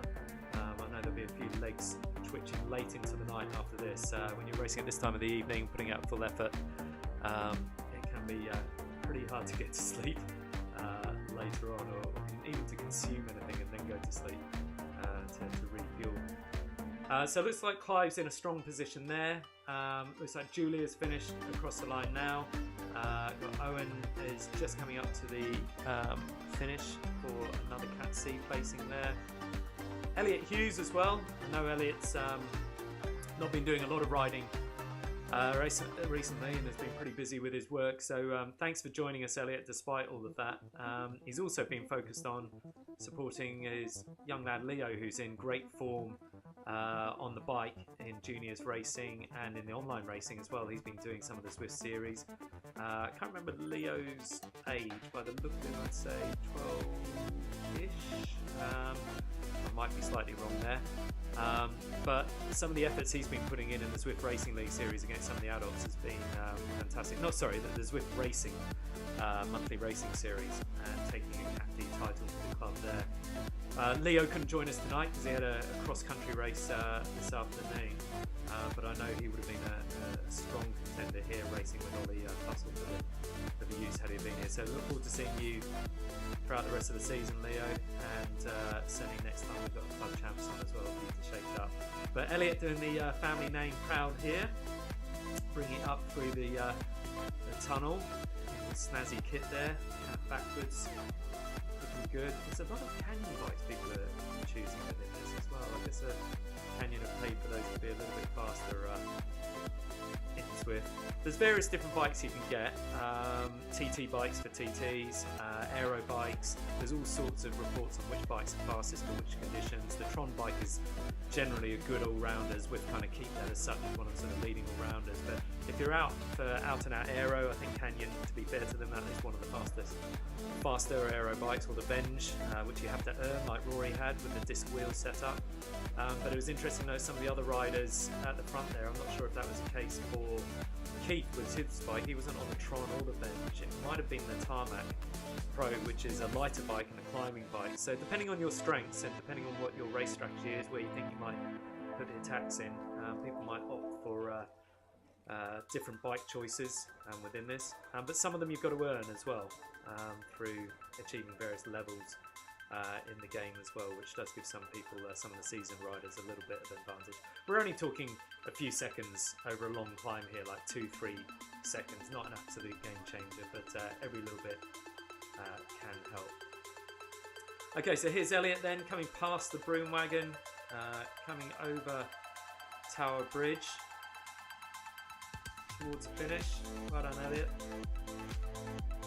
40 kilometres, that's an hour 26 of riding on a Tuesday evening.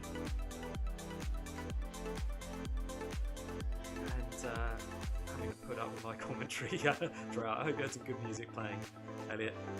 This course has been a little bit different to the ones we did in the last 2 years, and we'll take on some feedback back about that. We've tried to mix that up. The last two courses were shorter events with some shorter, sharper climbs within, more sort of circuit races with a couple of laps. The races were kind of over, certainly from a broadcast and a commentary point of view, before they'd even started, it felt like. This one we've tried to go for a slightly longer race, and to mix that up with the terrain a little bit. That has meant it's stretched out the field a little bit within this, because obviously this is only our club riders. We've kept this as a private event, which has meant for some it's been probably no doubt a bit of a lonely race. So thanks to those who've soldiered on despite that. But it has mixed it up a little bit. It was good to see some of those breaks and attacks. And at the end of the day, we had a different winner. So congratulations, Chris.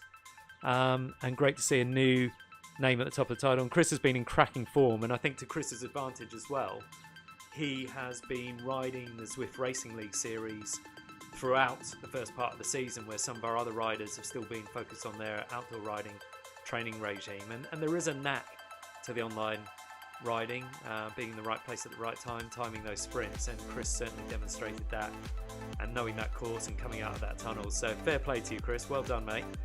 Very deserved win after all the efforts, and given the fine form that you're in as well. So here we are, coming across to the finish for Elliot. I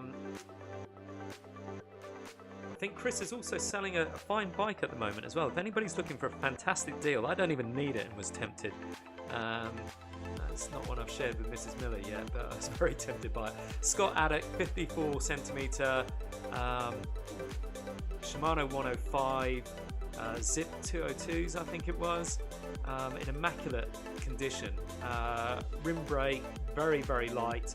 You know, if you're going to go and do some hill climbing, chasing some segments, as Chris does, he owns many of them around here, or you wanted something for circuit racing, you know, you don't necessarily need the absolute top group set running gear for circuit racing, then what a great bike. And I think he was selling that for around about £1,000. So get in touch with Chris if you're interested in that. Please do that, otherwise I'm going to be tempted to have another look at that, and that probably won't go down well in the Miller household right now. So yeah, good deal there. Right, let's see if we can flick back here to Carol. Let's see how Carol's doing. Soldiering away. Come on, Carol. Carol is one of the most resilient riders in our club. I love riding with Carol. I love watching Carol riding. I love seeing Carol's results. Whether it's a TT, she doesn't care. Just leave me to it, she says. And she grinds it out. And she does that in the Tri Club as well, where she puts in some super achievements across those other disciplines as well. But Carol's been in the Chase the Sun 200 miler events recently as well. She does it at her own pace, in her own time, in her own way. and it's great having her participate in Zwift and on Wahoo RGT as well. And don't worry about it, Carol's taking it at her own pace there, and you know she'll see it through to the end. She's not got long to go now, about 6-7 kilometres, most of that downhill once she gets over the top of the box there. Great to see. Okay, back to Clive. So our Cat D winner, Clive Little, debut I think for the club riding, and he goes and snatches a trophy. Well done, Clive. So here we go, 200 metres in the end, still pushing out. Look at that, he's got no one to sprint against. He's pushing out 350, 420. He's been toying with us, sandbagger. Well done, Clive. Great effort, mate. Good to have you in the club. Good to have you racing with us online, and congratulations on taking the Cat D title. We've got a right old race coming up here though for runner-up, and the podium in general. So this is grinding now. Hang in there, Martin. This is 15%. We're looking at 5 watts per kilo being pushed out, 350 watts from John Fuller. Here we go, Martin's pushed on there. Well done, Martin, 200 watts. Come on, John, you got this in the draft there. So they'll probably just sit up a little bit, I imagine, once they get onto the flat out here, as they haven't really dropped each other. Both probably just be looking for a little bit of recovery, tuck in behind one another, maybe do a little turn between each other before they get to the other side of Tower Bridge, and then start duking it out. Duking it out for runner-up of Cat D. Not loads of entrants in Cat D, but bear in mind, you know, this is the cream of the crop of Cat D. There's a number of other Cat D riders that haven't entered tonight, either through availability or not being up for it. So, you know, fair play to you guys being here, doing it, and seeing it right through to the end with a full effort. And both of you are going to be rewarded with podium spots as a result.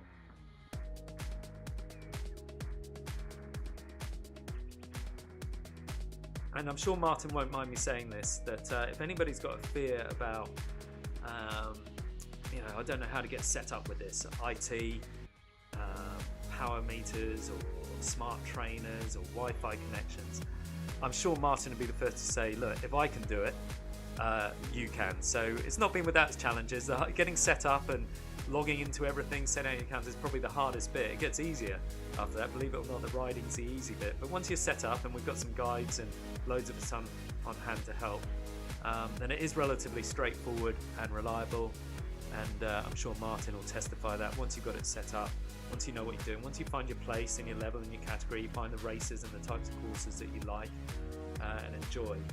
It really is a good workout and a good way to maintain fitness through the winter, and good fun as well, and good social fun as well. We have a good chat through the Discord channels, lots of banter, and I personally find it a good way to unwind and shut down from work whilst getting in that workout as well. And certainly I think we've seen a number of our online riders come out particularly strong on the road through the spring and the summer as a result of their online racing.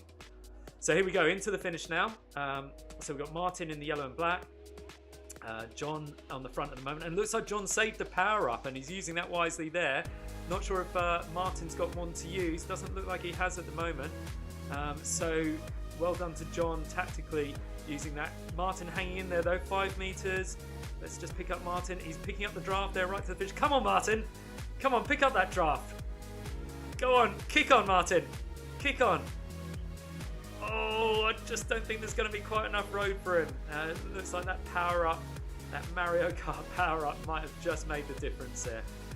Well done, Martin, though. Great effort, mate. And a podium place. So congratulations, and well done, John. Tactically astute at the end there. Okay, here we go. Our first place youth under 16 rider. Well done, Ollie. Well done for, to be fair, just turning up and completing the race, let alone putting in a full effort right to the end. Still belting out 2.5 watts per kilo at the final stretches of Box Hill here.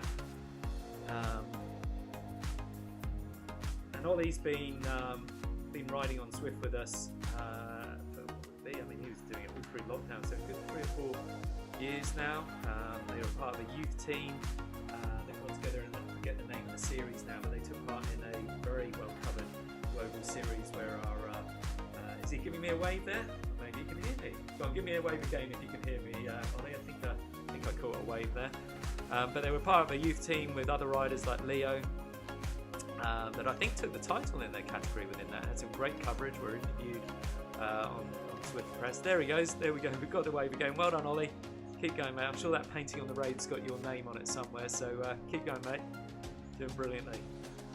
So they won that title. They got some great coverage, and then a lot of those riders, including Ollie, been racing at Spring in the Park youth racing as well, and a lot of them riding within the cyclocross events now as well, where we've had fantastic youth turnout, encouraged by Bruce, Alan Oakley, Martin Yardley, and not least Rob Byrne and Sean Fishpool, a number of the people there that contribute to all that youth coaching. Apologies if I've missed anyone, but Rob in particular has done a fantastic job. They've had great numbers turning out at the cross events of all ages, and I'm sure as the depths of winter sink in, we'll return our attention to how we can get some of that youth riding going online again on Zwift. There's a few challenges there to try and do events like this with some of the privacy constraints around that. Understandably, the protection of kids, but it does make it hard to get them together in some of these events. But I'm sure there'll be some creative ways that the likes of Rob and Julian can have a think about. And if the youth committee want to get behind that, then it'd be great to get some regular riding going again for them on Zwift and or Wahoo RGT, because it's certainly good fun. And the gamification of Zwift, using the power-ups, some of the graphics and the courses, choosing the bikes, the kids love that as well. So here we go, we're coming up to this final bend. I always know when I'm riding Box Hill, and I can see this bend ahead in the top right hand corner, there's a bit of extra incentive to just push that last bit. Once you're around that corner, it just starts to level off slightly. There's a little bit of work to do, but it levels off slightly. Then you can see the King of the Mountains finish line. Then you know you're not far from the downhill. So I kind of break it up into chunks like that to just push on and get me home. I'm sure that's what Ollie will be doing now as well. I'm sure he'll be very conscious that we're all watching him as well. So let me flick over and pick up where Carol's at as well. Carol's still pushing out 2.5 to 3 watts per kilo. Climbing up Box Hill, only 23 seconds behind Ollie now, so Ollie can probably hear me then if he's on the coverage, and he'll be able to see that himself. So I'm sure he'll be keen to maintain that break over the top and ensure Carol doesn't catch a draft. Meanwhile, Carol will obviously be very keen. There we go, and Ollie's numbers just shooting up there a little bit to 4 watts per kilo. But Carol equally will have Ollie in her sights and know that if she can get on for that draft, then she can benefit on the downhill, and then they can take it to the line together accordingly. So come on, Carol, let's make this interesting. Let's push on over the top there. Not far from home now. Let's see if you can get onto Ollie's wheel over the top there.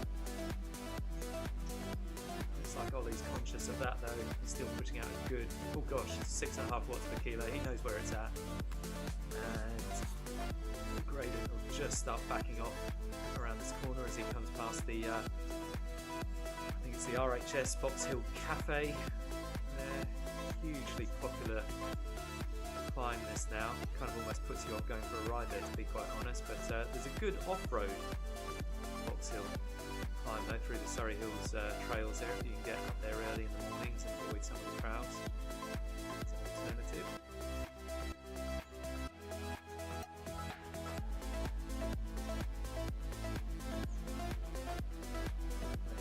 Past the cafe, around the corner. It looks like Ollie, he's pushing out some good watts now. He's kicking on, and he's carrying a good 30-second. He's even putting a sprint in there. Is he going for the segment time? Is he going for a PB on the Box Hill segment? Let's see. Comes up there. So all the segments get recorded within game. You can view those segment times usually after in the app, and if you're synced into Strava as well, it records those as well. So those are the online segments. You can of course compare them to the real life segments, but they're recorded separately as online segments so you can see your progress. Obviously you have to take into account whether or not you were using power-ups or had a draft in a big group, but it does enable you to benchmark. And Zwift I think have caught up with something that I believe Wahoo RGT do as well, or we're certainly planning to do now, which is they provide a ghost feature now. So if you want to free ride, you can actually ride your PB as a ghost and chase that down and try and beat that, or just sustain tempo against that as well. So another great training facility. So yeah, here we are riding on Zwift, but a lot of the audience on Zwift, and in fact the majority, don't actually necessarily race. They do in the Wasps because that's what we're made of. But across the Zwift population, I think it's similar for Wahoo RGT. The majority use it for group riding, for structured training and workouts, for free rides as well. So don't feel like you just need to come here and race with us. You can do that yourself, but take part in some of the free rides and group ride activities that we do throughout the season as well.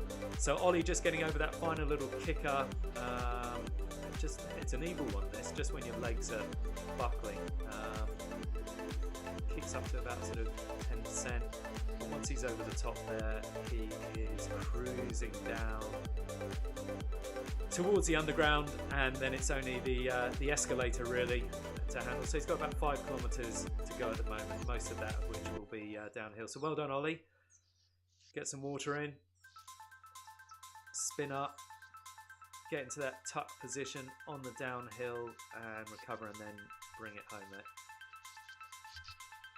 Now I would like to read through the final results, but because my app is connected here, as you'll see, my rider's there third in the list, still in the pen at the beginning. I need to have my rider in order to choose the fan view for the coverage.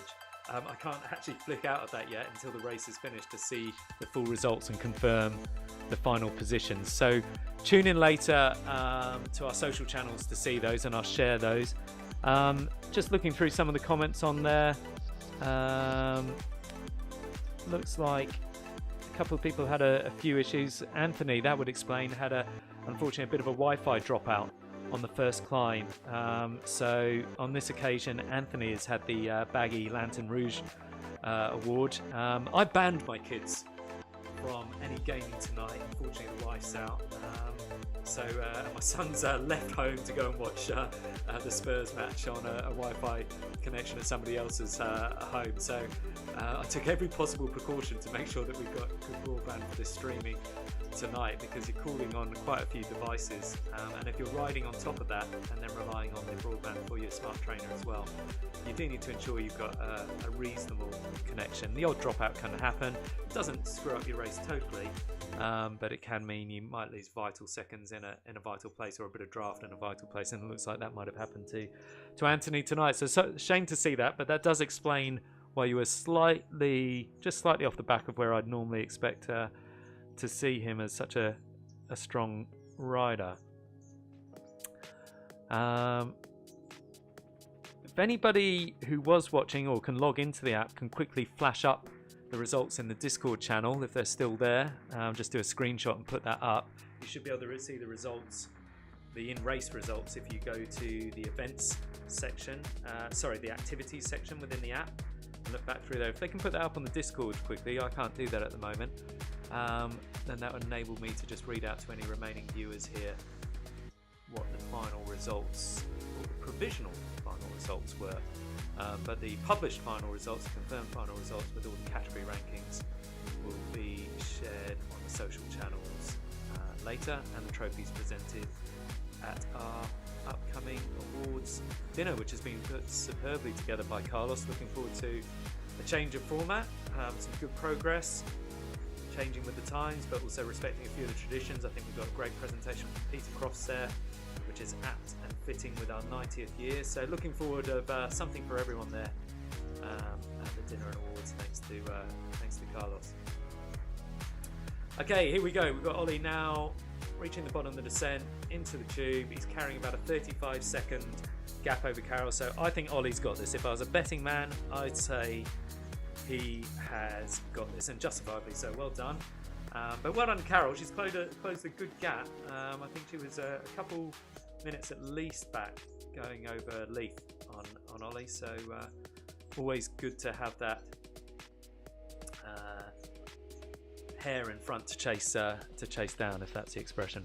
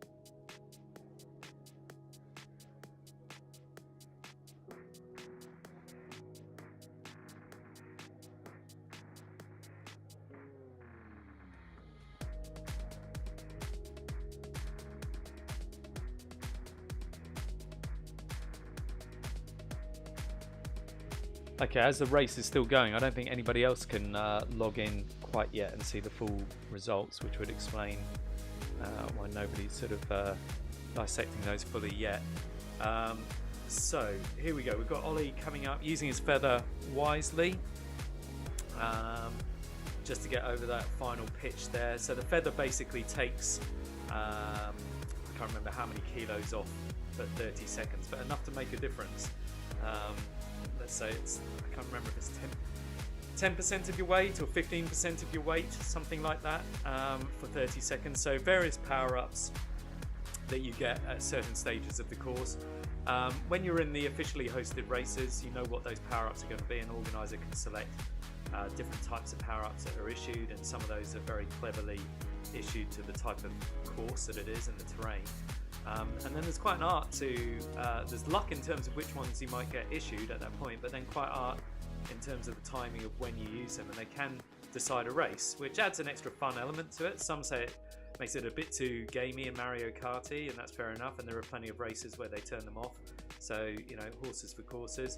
But as you can see there with Ollie, saving that feather for the highest pitch right at the end, particularly if he was up against somebody in a little battle on that final pitch, could have made all the difference. So adds a little bit of spice to it. Just getting a few thanks coming through on the Discord chat now. Martin Yardley, really enjoyed that, apart from being out sprinted by John Fuller at the end.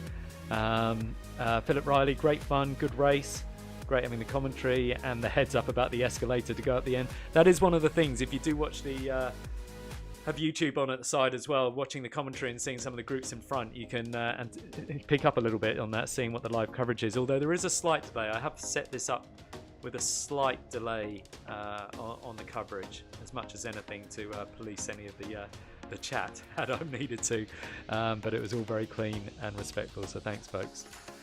Good photo here in our chat on Discord of Julia smashing it up Box Hill after dropping Dell. Well done, Julia.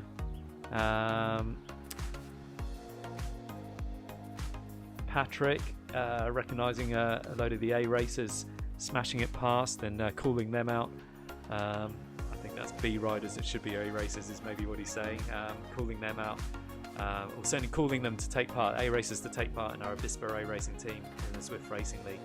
And that's a fair point. There's a really good showing tonight. It'd be great to have some of those regularly attend. Not sure if we can get Cameron, who missed his very tight training and race schedule, but thanks Cameron for joining us. That's fantastic, mate. Really spiced it up, and great effort. I mean, we always knew you had the power and the capability, but not having been on Zwift on those courses where a little bit of local knowledge and gaming knowledge helps. Well done, mate. Right in until the end, as we would expect you to be, and good luck next season as well. We'll all be rooting for you. Here we go, Ollie coming across the line, our our youth category winner, and I think that's about 5th place in the Cat D. Well done, Ollie. What are we looking at? 1 hour 50 on a school night. I hope you ate before this. I'm sure Claire will be delighted that you've been put through this on a school night in the first week back at school. But thanks, Claire, for letting him do this. Well done, Ollie.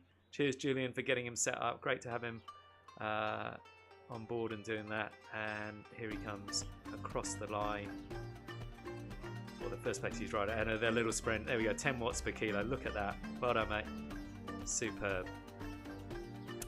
Which leaves us with Carol at 4.6 watts per kilo, bringing it home. I think she was about 30 seconds, but not even that actually from Ollie in the end. So she closed that gap considering I think we're only talking about 15 seconds back. So well done, Carol.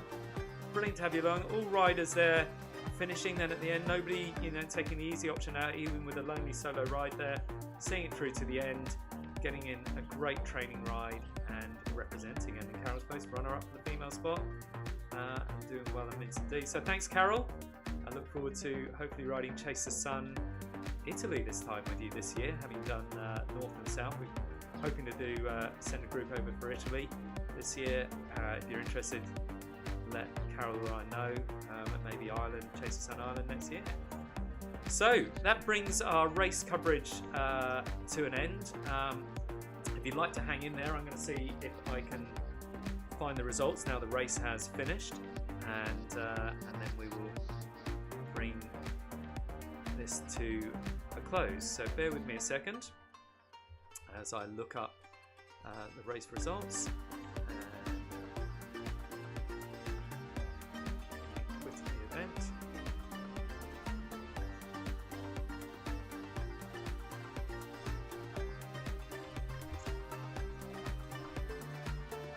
Just to make sure you're not entirely looking at a blank screen. There we go. He's back. He's back.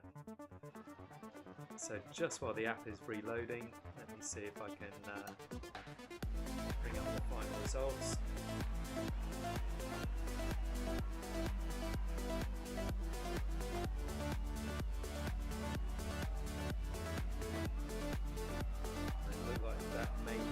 Challenge to do right now. Looks like it needs to sort itself out before we get the final results coming through the feeds there. So look out on the app later. Sorry, on the social channels later. We'll publish the final results. Congratulations to everybody that raced tonight. Congratulations to our winners, which I believe is Chris Parsons Green in Cat A, and I believe in Cat B. We had, it escapes me now already, our Cat B winner was, of course, Ollie Masters. Fantastic, from our junior rider, Ollie Masters.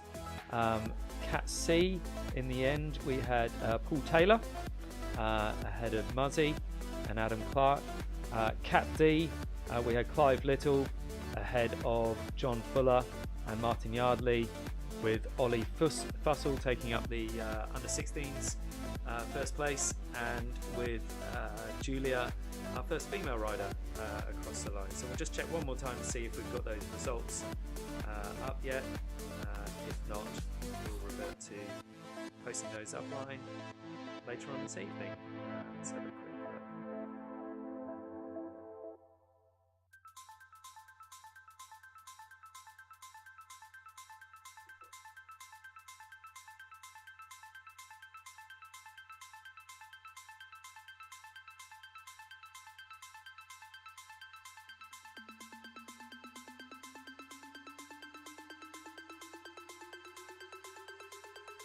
No, not coming up yet. So we'll get those posted up later on this evening on the social channels. Thanks everybody who's joined in. Thanks everybody who's taken part and for supporting the event. And you know who to contact if you want to get involved yourselves in future SD Wasps.